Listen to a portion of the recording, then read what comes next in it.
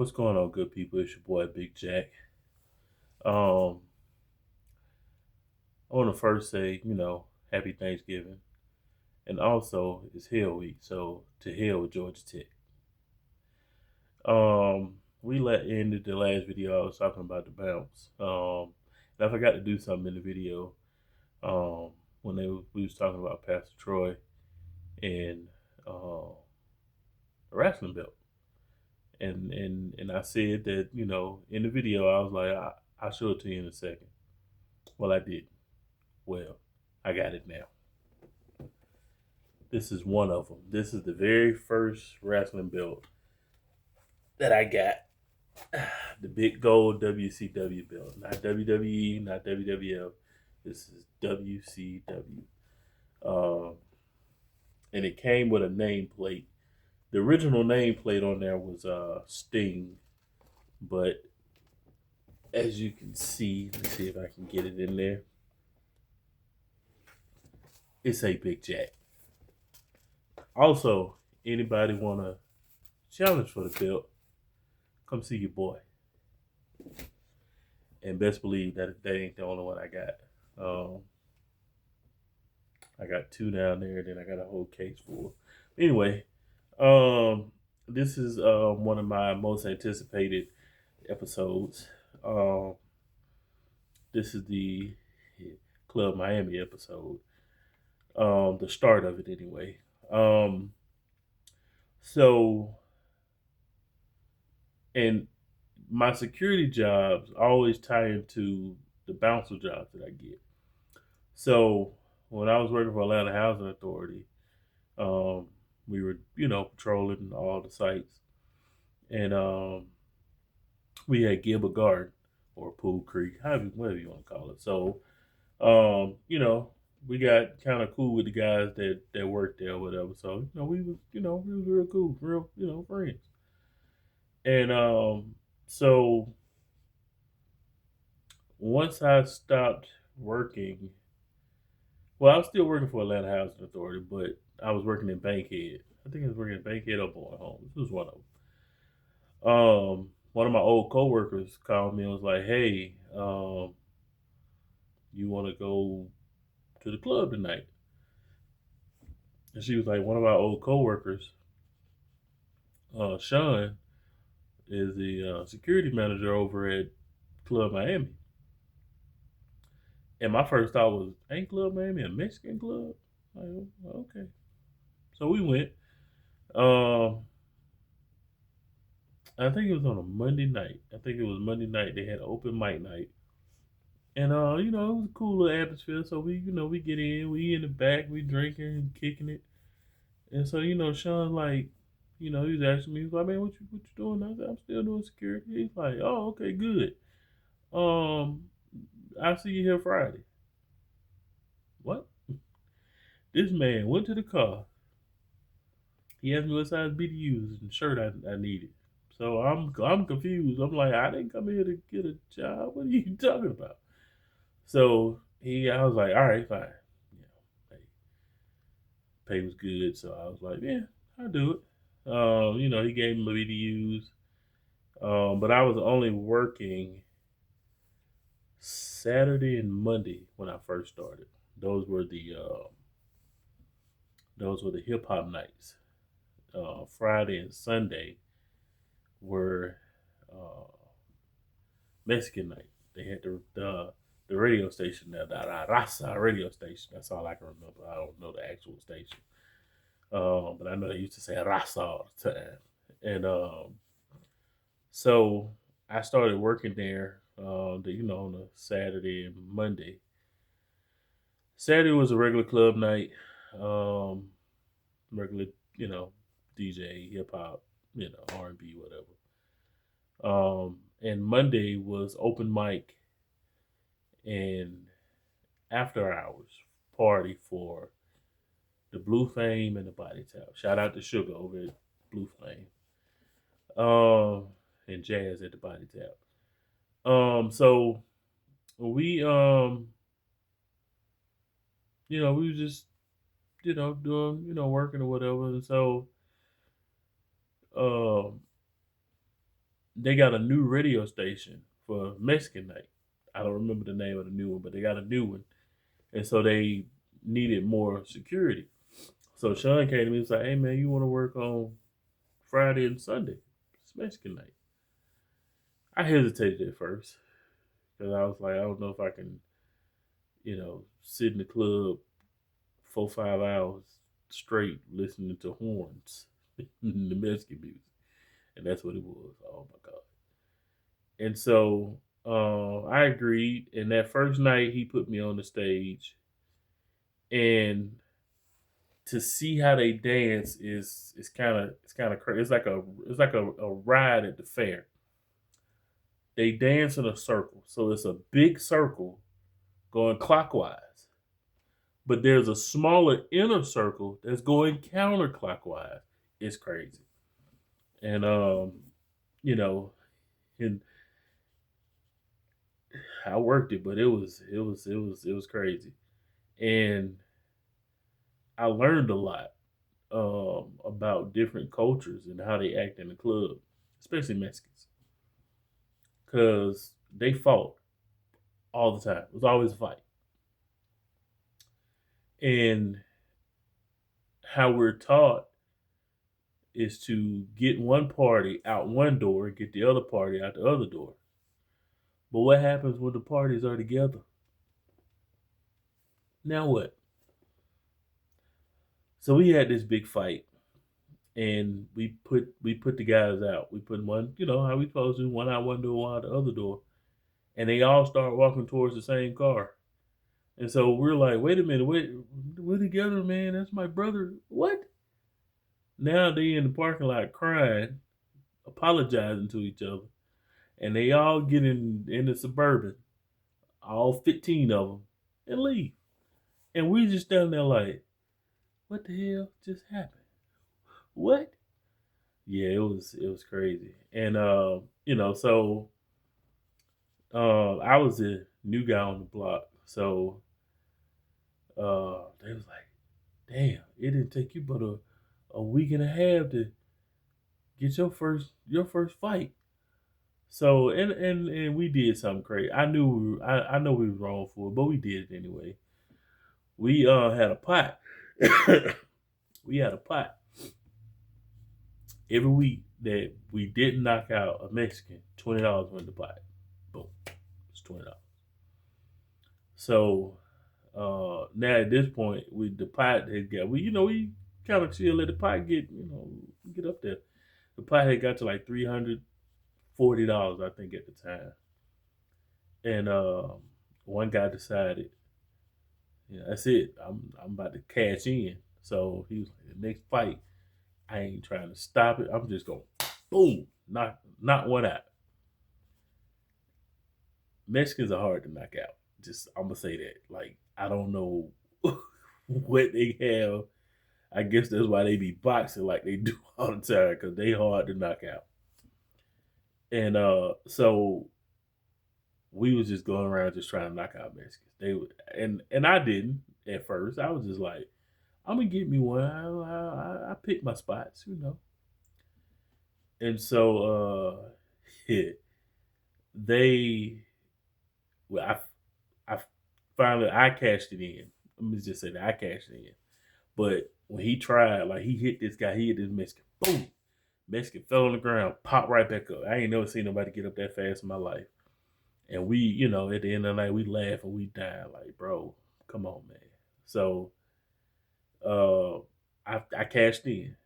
And why I cashed in, it was anger that made me cash in. Because what happened was, now also in the Mexican clubs, like the young ladies, they had their little short dresses on, and the guys pay them $5 to dance with them, not like us in the strip club, just regular dance. They get in a circle and dance with them.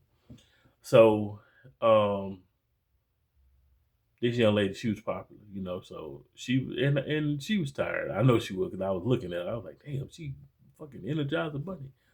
So the guy went and extended his hand to her, like he wanted her to come dance, and she didn't want to do it.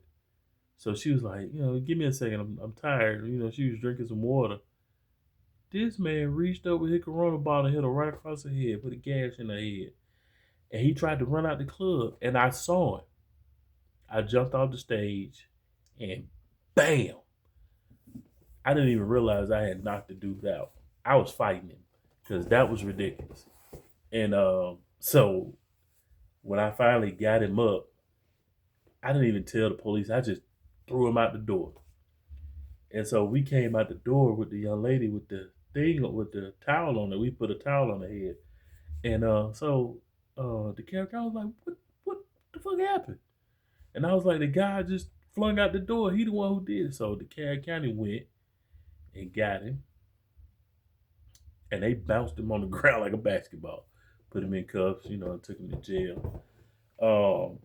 But that was Mexican night. Open mic night was wild back in that time because that was when D4L, Ben Hill Squad, um, my boy Static Jones. That's when Maceo, Snap Music, all them Guillotine. Big Sam was DJ. That night he was cutting up. So open mic night was a lot of that, and there was a lot of trash too. And yeah, open mic night was fun. My cousin, um, we kind of sort of broke young Ralph at the club. My cousin, Charles, they call him Fat. He's the CEO of Moneymaker Records. So he came up and me and him chopping up, and he was like, this is my artist. He want to perform. So um, I talked to the manager. Show he was running it. I was like, hey man, my cousin said, he want to perform. Um, he not trying to get in the contest. It was an actual contest, like you win money in studio time and stuff. So he was like he didn't want to get in the contest. He just wanted his artist to perform. So he kind of got a little. He gotta pay the $10 to get in. I was like, man, just take it out of my pay. $10, which he ended up not doing because young Ralph got up on the stage and performed, looked like money. Uh, so and the crowd was loving it. So he didn't pay. Yeah, I had to pay for him to get in, but he got on stage and performed. And I mean, Fabo used to come in the club and perform all the time. They used to come break new music, K Rap, all of them. School with all of them. Some pretty good guys, man. But excuse me, after open mic, we partied, and we were the after party for um, Magic City Monday and the Body Tap. So people would leave the club, leave Body Tap, leave Magic City, and they would come to Club Miami. Um, and all of this transpired um, later on because for a minute the club pretty much had died. Um, we had a shooting in the parking lot. The guy lost his life, and then after that, the club was it wasn't the same. We wasn't pulling really a crowd or whatever. So the owner decided to bring in Smurf, Stainless Entertainment, and that was one of the best things that could have happened to the club because they at first they were just doing Saturday and Monday, um, and then we just decided to go away from Mexican night. So we were still just doing hip hop, regular hip hop on Saturdays and Mondays. Um, and during that time, they brought in a different promoter for Friday and Sunday, which was Trash Girls. So it was lesbian night, and my boys, we all like, oh God, it's lesbian night. We thinking, you know, not lesbians that look like Manny Fresh, but lesbians that, you know, that we'd be like, oh my God, but it didn't happen that way. It was a mix of both. Um, and they came in and, they brought a lot of celebrities in, uh, and stuff like that. But going back to Monday nights, uh, the after hours, we, we just had a lot of celebrities to come through. Um, Smurf, the guy who runs Stainless Entertainment, was Jeezy's road manager. So Jeezy was in the club all the time with, CTE and all of them. Um, yeah, they was in the club all the time. Um, Even like football, football players. John Abraham used to hang out in the club, and Rod Coleman used to hang out in the club. Like I used to see them weekly. Just standing. They be over in VIP. I just be standing there chopping it up to them. I even got a sign John Abraham. I even got him to sign the football of mine. I got it over there. He actually signed the football twice because one of my coworkers gave me the football with his signature on it. I took it to work to see if it was really his, and it was, and he signed it again. So, um, and this was one Monday night. It was Hate Week. This particular, and I can't remember what year it was, but it was either 05, it was either 07 or '08. I had to go back and look at it to see, but it was a Monday night. We had played the Saints here, and it was the night Roddy White dropped that open pass. I know y'all know what I'm talking about. So, you know, get to the club, just real gloomy because the Falcons lost because all the people that was working with us, we all Falcons fans. So John Abraham came in the club and he brought Roddy White with him, and I looked at Roddy right in the face and said, "That's why your ass be dropping them damn passes. You don't need to be in this damn club. You need to be on the fucking practice field." And Roddy ain't no punk. Roddy was like, "Man, fuck you, man." And they had to separate us because me and Roddy, I was about to put hands on Roddy. Roddy didn't know how much danger he was in. I was about to put my hands on Roddy White. But at the end of the night, I went to him and I apologized. I said, "Man, you know what? I apologize, man." I said, I'm passionate about my team. And, I said, y'all can lose all the games in the world as long as y'all win two every year. That's the two against them doggone Saints. And he laughed it out. He was like, "Man, I get it, man." He was like, "Man, I blanked out." He was like, "I saw it." He's like, "I'm about to score on the Saints. I'm about to act a fool," and forgot to catch the ball. I said, "Yeah." I said, "I feel you, man." I said, "But I apologized to him. Dapped him up." John Abraham came up to me like, "Boy, you a fool." I'm like, "Hey, man, I'm dirty bird all the way." And so, but yeah, he was cool. One of the things we as security we hated uh, is to see Jeezy coming. Love Jeezy. Jeezy in my top five.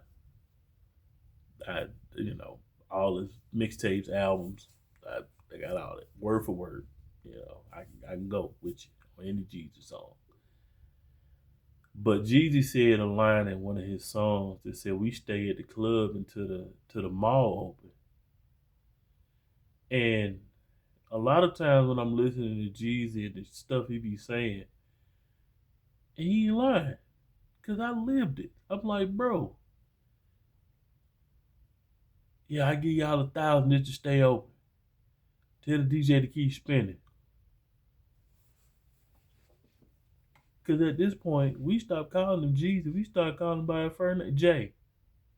Nigga, it's 7 o'clock in the morning. It's 7 o'clock in the morning, Jay. The mall is about to open. We just want to go home. Did we? No. Why? Because Jay is still standing on the couch with a freaking bottle of Patron with his Loxo playing his music.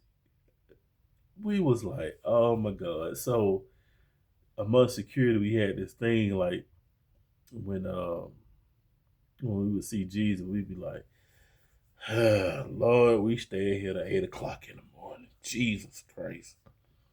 And but he would bring people through with him, other stars with him.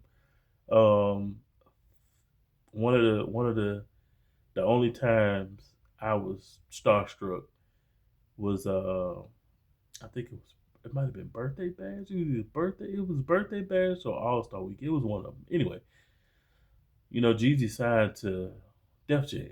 So the president of Def Jam at the time was Jay-Z. So Jay-Z was cool, he had on a little suit. I boop boop boop pat him down, and I just looked up and realized it was Jay-Z. But what happened was they opened the side door, so they had to pull the rug back. So it was like a little hump. And so they was letting him in the side door, the little VIP door. So the next person that was behind Jay-Z walked up towards me and fell. And I caught her. And I got a good, it was Mary J.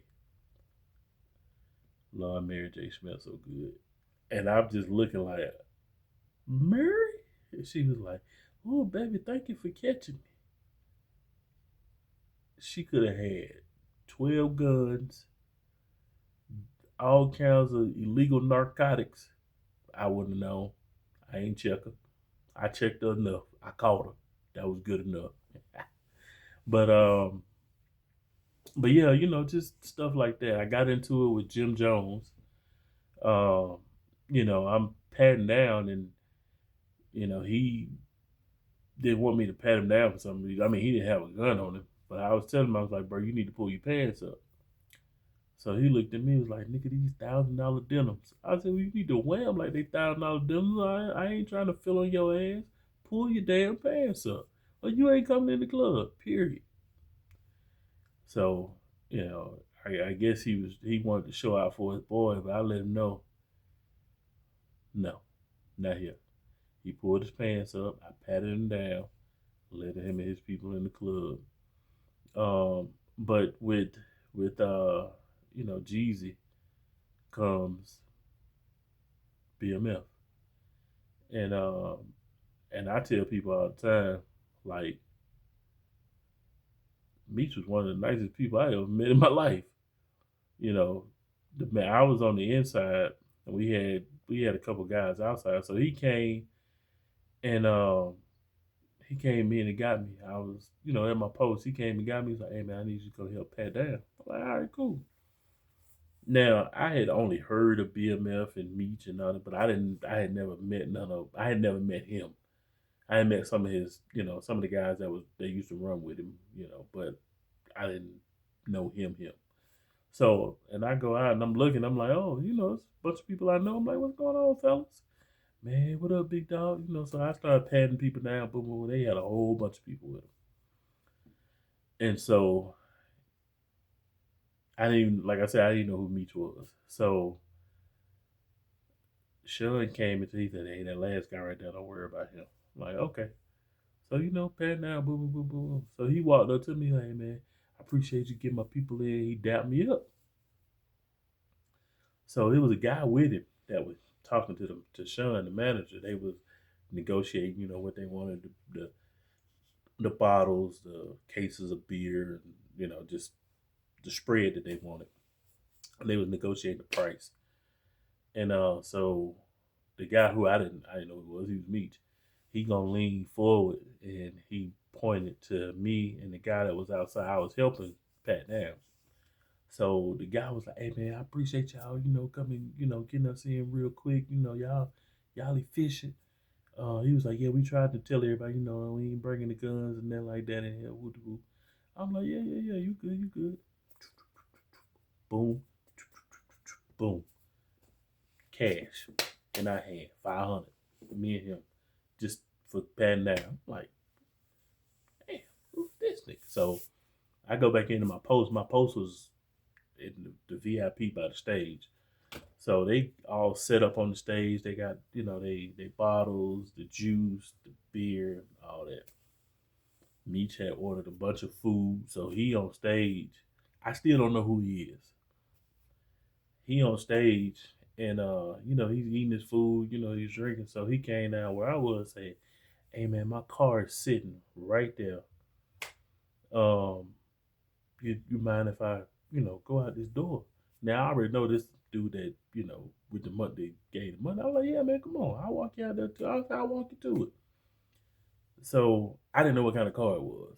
So when I opened the door, all I saw was a lady with some wings on the front of the car. And they had that double R on there. I said, "Whoa, this you?" He's like, "Yeah, man, this is me." I said, "Man, you gonna let me borrow this thing, man? So, take me and my girl and go round and around in this thing, man. This thing nice." And he was like, you ever been inside a Rolls Royce? I was like, "Nah." He was like, "You want to sit in it?" And in my head, I'm like, "Okay, this got to be Big Meech. I'm not sitting in this car." So I was like, "Nah, nah, nah, man. I don't." I said, "I'm sweaty, smoked out. I'm like, man, I don't, sit in your car like that, man. And he was like, "All right, brother." He said, "Man, you know what? You a cool cat." He said, "Man, I appreciate you walking me to my car." I'm like, "Yeah, no problem." I'm not thinking he finna give me some more money. So I turned around and walked back in. The guy, I guess he was the money guy. He was like, hey man, Big Meech wanna, he really appreciate you showing us some hospitality. He handed me some more money. I didn't count it. I'm grateful. Boom, I folded it up, stuck it in my pocket. Went on back in the club. And so they, his peoples were still there, whatever. They stayed there the rest of the night, partying, drinking, all the drinks and stuff going. As a matter of fact, most of the stuff they didn't even drink. They just left it. They was like, "All right, we gone, y'all," and they left cases of beer and unopened bottles and all. Hey, when you got that money like that, you can spend it. So, yeah, yeah, and then at the end of the night, you know, we waiting to get paid. We got paid, whatever, and I go get and I'm in the car, so. And I forget that I got this money in my pocket. So I reach in my pocket. Let me see how much money this man gave me. So I'm reaching in my pocket. I reach in my pocket, boom, pull it out. Start counting. Start counting. Man, that man gave me $1,000 extra. So that night, just for patting somebody down and walking somebody to the car, I made 1,500. But yeah, he was cool like that. And the late night that Monday after hours um, turned into Saturday after hours too. Because the club I worked at, Atlanta, was closing at 2, 3. We were in DeKalb County, so we can close till 6. Yeah, so we was, you know, and then on Saturday, uh, the promoters for that night were they did college night, so it was uh, J Nix and ET, the Dirty Boys, along with DJ Know It All and Ill Will, Nico Entertainment, and they put on a party, man.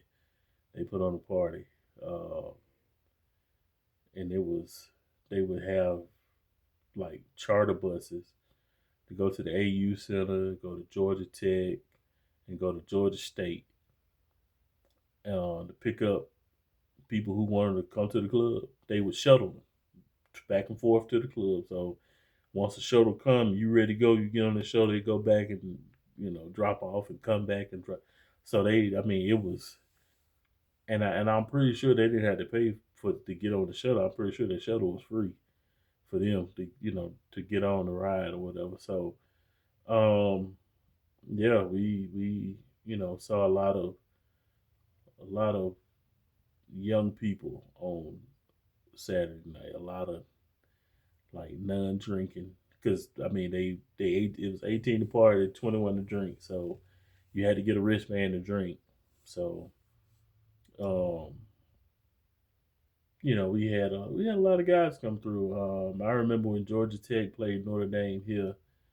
I think that was a team with Reggie Ball and Megatron, and Reggie Ball came in the club. Uh, I remember the guy played for Georgia Tech, Derek Morgan, used to come in the club, and I'm pretty sure Roman Reigns probably came in a couple times. Um, but I know one of the linemen that played for Georgia Tech. It was a fight that broke out, and he was slinging security like he was security, and I knocked him out cold sleep. I ain't never hit nobody that hard before in my life. But that's one of the things we're gonna talk about when we get all the people together because I want them to tell you from their perspective what they saw. It was crazy.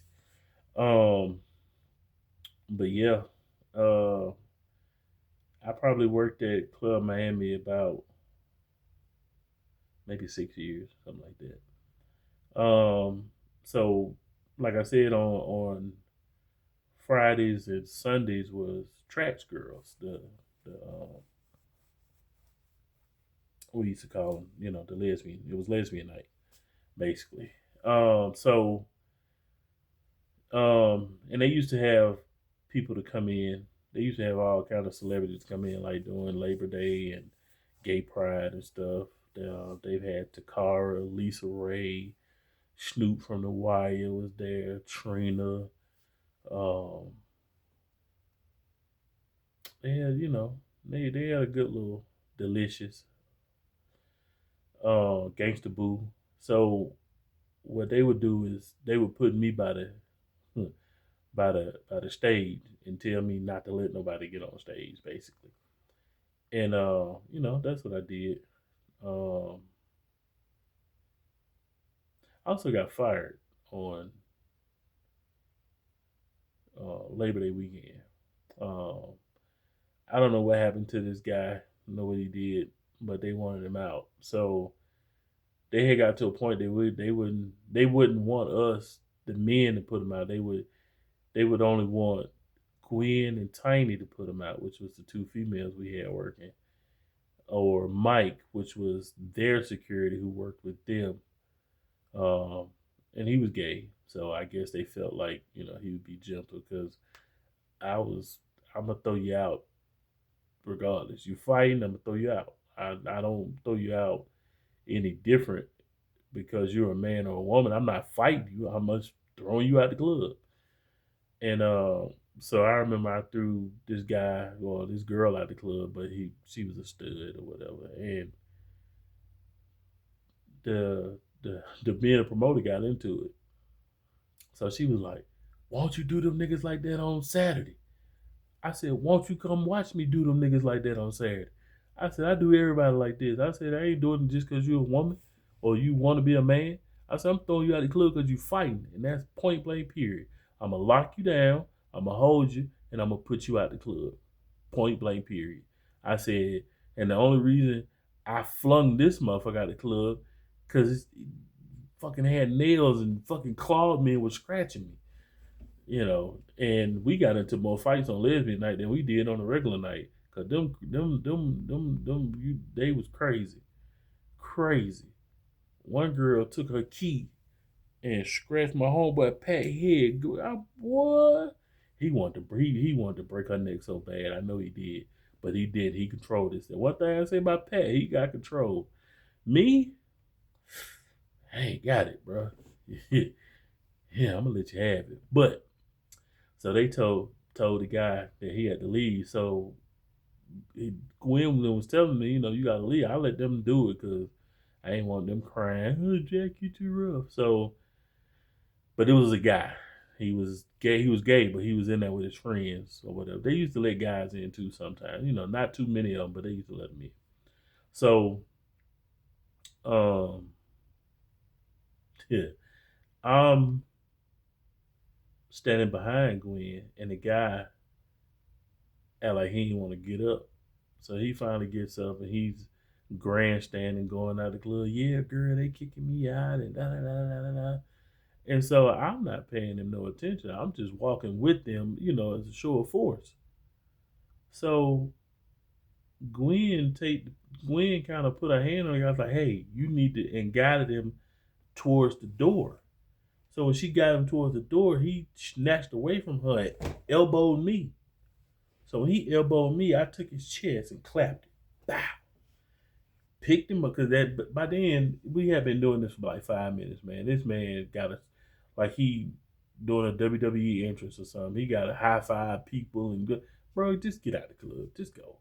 So I clapped his chest, boom, shook him, stood him up, walked out the door. When I opened the door, I choke slammed him over the rail. Bow. And they was like, oh my God. Oh my God. And he need to go home. He need to go home. So they let the guy back in. And I'm like, I ain't coming back up here no more. And fuck y'all. So that was my wild end at Club Miami. No, not long after that, they sold it to the people that own it now, and it's whatever it is now, Lips or something like that. I don't know. I think that's what it is. But yeah, this episode was basically just like an entrance episode. So when we do the big episode with my Club Miami family, um, we can expand on it and do more stories about Club Miami. Um, and I have a couple other. And here's something funny. It's a teaser for the next episode. They fired me at Club Miami on lesbian night, but then my boy Pat got the contract with them at another club. Guess who shows up? I'll see y'all next time. Peace.